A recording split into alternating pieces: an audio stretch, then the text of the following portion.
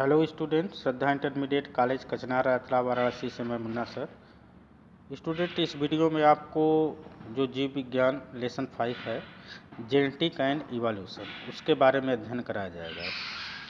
तो स्टूडेंट, आप जेनेटिक, सबसे पहले हम जेनेटिक के बारे में अध्ययन करेंगे।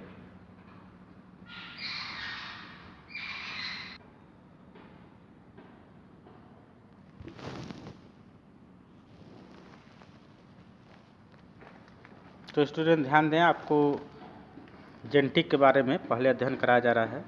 तो माता पिता के लक्षणों का एक पीढ़ी से दूसरे पीढ़ी तक जाना तथा यह लक्षण अपने माता पिता से कितना समान है अथवा कितना भिन्न है, इसका अध्ययन करना जेनेटिक कहलाता है। स्टूडेंट ध्यान दें, जेनेटिक GENETIC।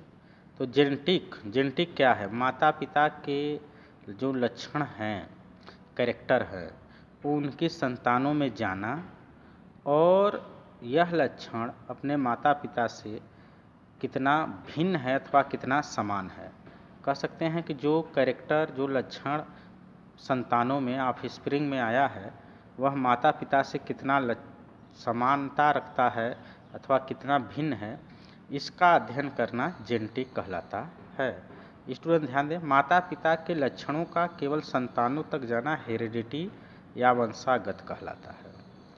हेरिडिटी अलग है, माता पिता के लक्षणों का बच्चों या ऑफस्प्रिंग संतानों में जाना वंशागत है या हेरिडिटी है, और यह लक्षण माता पिता से कितना समान है अथवा कितना भिन्न है, इसका अध्ययन करना स्टूडेंट जेनेटिक कहलाता है। आप आगे देखिए, ग्रेगर जॉन मेंडल को फादर ऑफ जेनेटिक कहते हैं। स्टूडेंट ध्यान दें, फादर ऑफ जेनेटिक कौन है? Gregor John Mendel.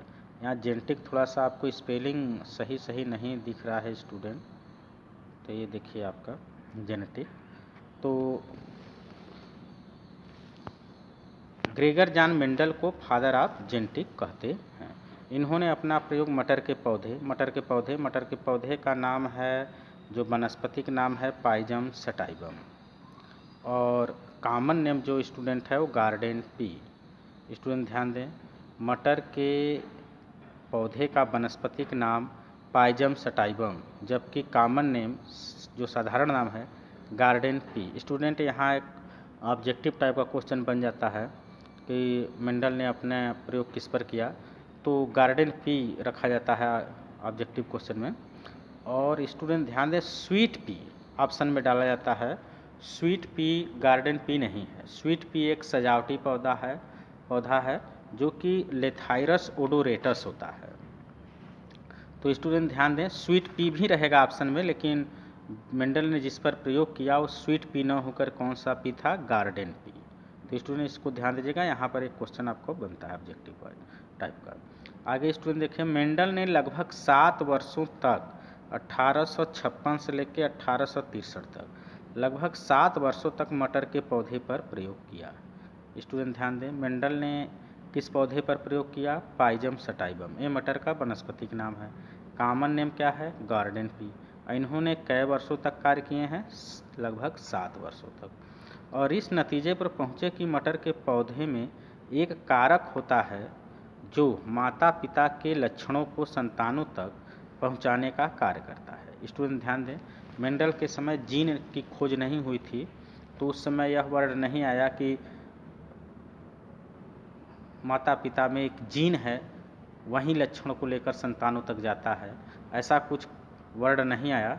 तो उस समय जीन की नहीं खोज हुई थी, तो मेंडल ने कह दिया कि एक फैक्टर है, एक कारक है। उनको पता नहीं था कि वो जीन ही है, तो उन्होंने सिर्फ इतना कह दिया कि एक कारक है जो माता पिता के लक्षणों को संतानों तक पहुंचाने का कार्य करता है। आगे स्टूडेंट देखें, मेंडल ने अपने प्रयोगों को अपनी पुस्तक the hybridization in plant. Student ध्यान दें, ये मेंडल के मेन पुस्तक है, मुख्य पुस्तक है, द हाइब्रिडाइजेशन इन प्लांट, पौधों में संकरण, में प्रकाशित किया।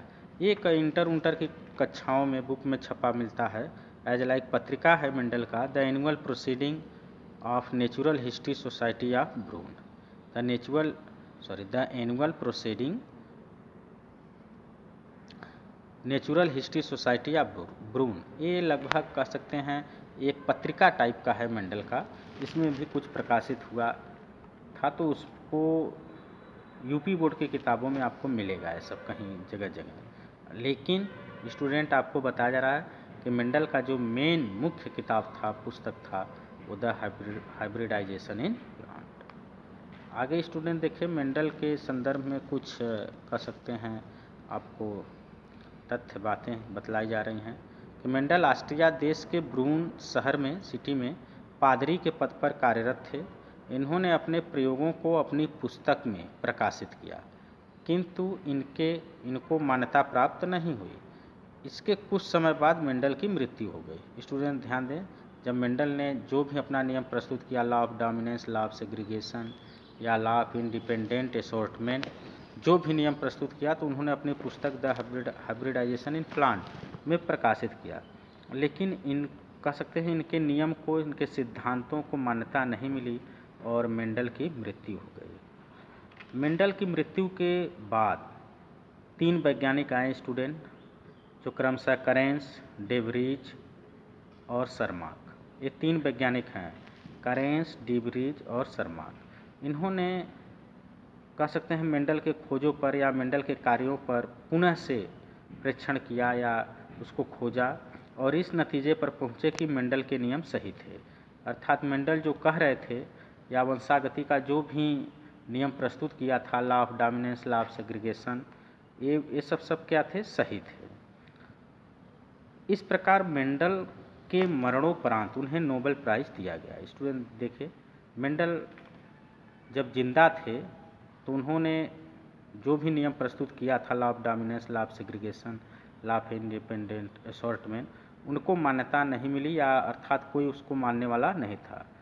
और उसके बाद मेंडल की मृत्यु हो गई। तो उनके मरने के बाद जब ये 3 वैज्ञानिकों द्वारा पुष्टि हुई कि नहीं, मेंडल के नियम सही थे, तो मरणोपरांत मेंडल को नोबेल प्राइज़ दिया गया।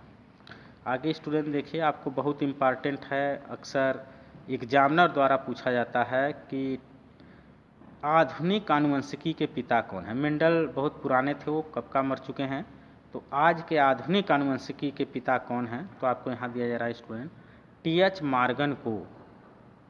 स्टूडेंट ध्यान दें, टी.एच. मॉर्गन को आधुनिक आनुवंशिकी का पिता कहा जाता है, और इन्होंने अपना प्रयोग ड्रोसोफिला मेलैनोगैस्टर कोष्ठ में फ्रूट फ्लाई पर किया। स्टूडेंट ध्यान दें, आधुनिक आनुवंशिकी के पिता कौन हैं, तो आपको मिलेगा स्टूडेंट, आधुनिक आनुवंशिकी के पिता कौन है, तो आपको मिलेगा टी.एच. मॉर्गन। स्टूडेंट ध्यान दें, आधुनिक आनुवंशिकी के पिता कौन है, टी.एच. मॉर्गन। इन्होंने अपना प्रयोग कहाँ किया, ड्रोसोफिला मेलैनोगैस्टर, और जिसका कॉमन नेम, साधारण नाम जो है आपका है फ्रूट फ्लाई।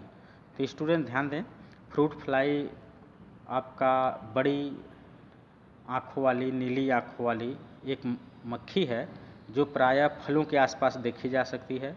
स्पेशली आपके पास अगर अमरूद के वृक्ष हैं, पेड़ हैं, तो उसके आसपास आप ज़रूर देखे होंगे कि बड़ी सी मक्खी, एक घरेलू जो मक्खी है वो तो हाउस फ्लाई है, छोटी सी है, लेकिन एक बड़ी सी नीली कलर की, नीली हेड वाली, आँख वाली मक्खी बड़ी सी दिखेगी अमरूद के वृक्ष के आसपास, वो ज़रूर आपने देखा होगा। उसी को फ्रूट फ्लाई या वहीं आपका ड्रोसोफिला मेलैनोगैस्टर है।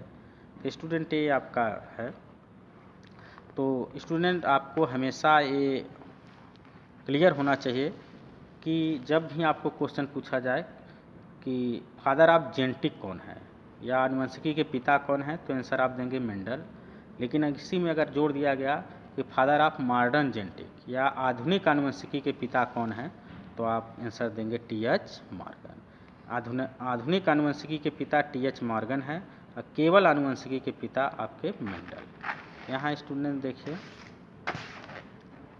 यहाँ आपको दिया जा रहा है कि मटर पर किसने प्रयोग किया, मेंडल ने। मटर पर मेंडल ने प्रयोग किया। अब मटर जो पाइजम सटाइवम है या गार्डन पी है, उसमें गुणसूत्रों की संख्या 7 पेयर अर्थात 14 होती है। स्टूडेंट ध्यान दें, मटर जिसमें मेंडल ने प्रयोग किया था उसमें गुणसूत्रों की संख्या 14 या 7 पेयर होती है।